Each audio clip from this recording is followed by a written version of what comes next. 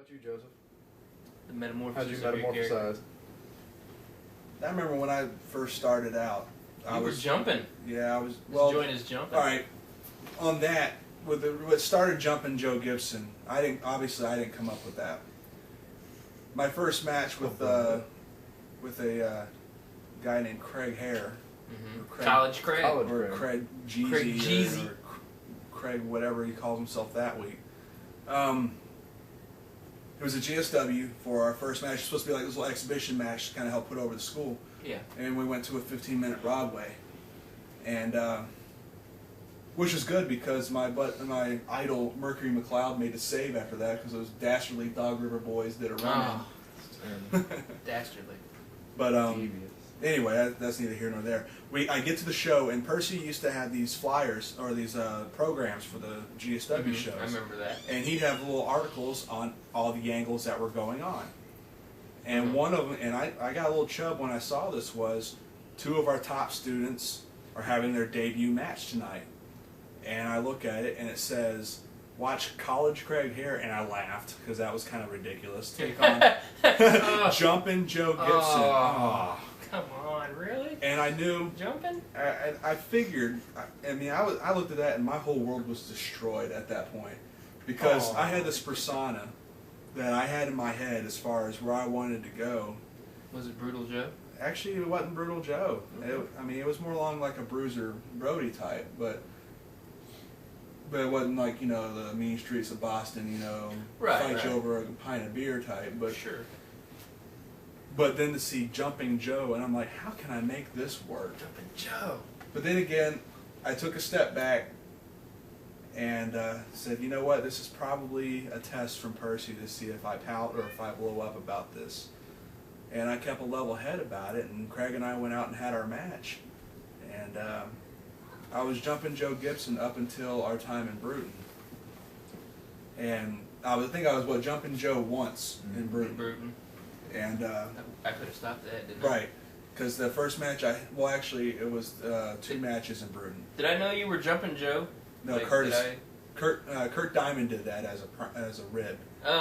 Just because I told him before he went out, just announced me as Joe Gibson. Yeah, so we went out and had our match, and, and we came back, and it was the 2 shows in Bruton. Mm-hmm. Because the first one I had with Cornbread, that's whenever I called you looking for another booking because GSW was kind of null and void at that point. Right. And Jerry did. Make sure your face is. Jerry did the can't pay you, but it's a spot, and that's all I was really looking for. I paid you. Well, after the fact, and you told me that you couldn't guarantee it before because it was when Cruz was going to have his baby, and I was a filler guy. Yeah. So you mean you didn't pay him extra when he was coming in as a favor, and then job him on money later? That's another topic. So was it with Mays though? I had the match with Mays, and I hit him with the lariat, and then you and Kyle were watching it. Yeah, that's what I'm saying. The second match. So I hit him with the lariat, and then you and Kyle were talking about it, and Kyle says anyway, he mentioned to you, that's his finish. Oh yeah. And this guy, he might actually do something. So from that point on, I got you guys to think as far as actually building on the Joe Gibson character a little bit. Otherwise, I would still be 6'5", losing the Maze with a small package. Being Jumping Joe. Right. You'll always have the small package. Speaking of Curtis ribbing people on their entrances, like you remember he did the instead of the aerial assassin, he called him the aerial magician. Yeah. Maze ribbing him on the John Saxon gimmick. Did you hear what Maze and Vortex were in Loxley? Yeah, the fire-breathing rubber duckies. Because I went to Curtis right before the match. I'm talking seconds before we were about to go out, and I was like, "Hey, think up some stupid tag team name for Maze and Vortex." Well, and then we were there, and I didn't hear him say it. I just listened for my sweet Journey music, and I walked out. You actually got an FBDR chant. Yeah, I got an FBDR. And you were like, "What's FBDR?" And the guy told you. You asked him. What the fuck does that even mean? You were like, "What's FBDR?" And they said, "Fire breathing." You can hear it on the tape. Fire breathing rubber duckies. What does that even mean? And then somebody's like, "Oh, well, they called you that," and I was like, "Oh, Okay. all right." At least I'm not from the Holy Grail. You were for one show. I was for one show. But no, like going back to what you were saying though about an ultimate, you have to have a gimmick, you know. Because I went from in Bruton where I was wearing the kilt and coming out, you know, I was, you know, trying to put that whole Irish gimmick together actually. And so then I get the ultimate, and the first thing I hear out of, you know, someone's mouth is, "Where's the kilt? You gotta have a gimmick." And I'm like, I'm in the Hellfire Club. Isn't that bad enough? That's I mean, a gimmick. aren't I gimmicking up enough? And you know, You could have lied and said you were related to somebody famous in the wrestling business. With the Gibson name. yeah, my Uncle Hoot. Your Uncle Hoot. You're still off. Let's get close, So, baby. but yeah, I mean, pretty much from that point, with probably about my separation from the Hellfire Club, I've been, you know, we've been trying to build on me actually being a person, you know, like just magnifying my personality Right. rather than just having to, you know, go off of some, You're not a shark. you know, I'm a real person. Like John Tenta, the shark. I was created in a cauldron, in a dungeon. Cauldron. That's how the shark. Dungeon of Doom. My character is pretty much the same as it's always been. Next topic. What? From being half of the Backyard Boys and Yeah.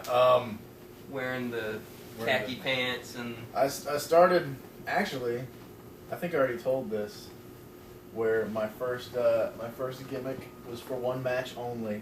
oh yeah, the Platinum We Players. were the Platinum Players, me and Iceberg, but he wasn't Iceberg, he was Travarius Jones. I made that name up. And I was Did I tell you how I came up with that name? Eric told me something about how you used to speak to ethnic women online. No. It wasn't me speaking to ethnic.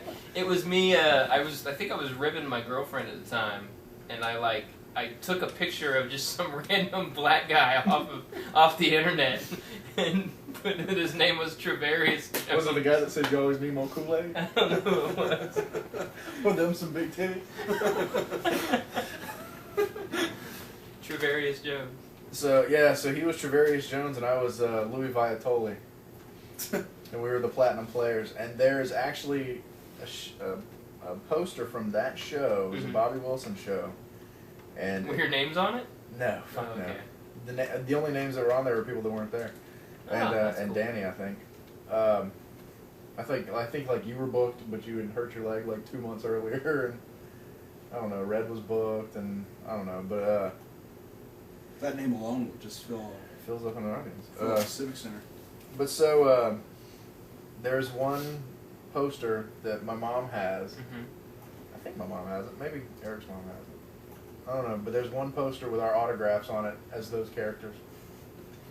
So then Travarius Jones. Louis Viatoli. Louis Viatoli. You had to figure out how you had to phonetically sound it out as you're signing. And Viatoli, it's pretty much spelled like it sounds because I couldn't think of any other way to spell it.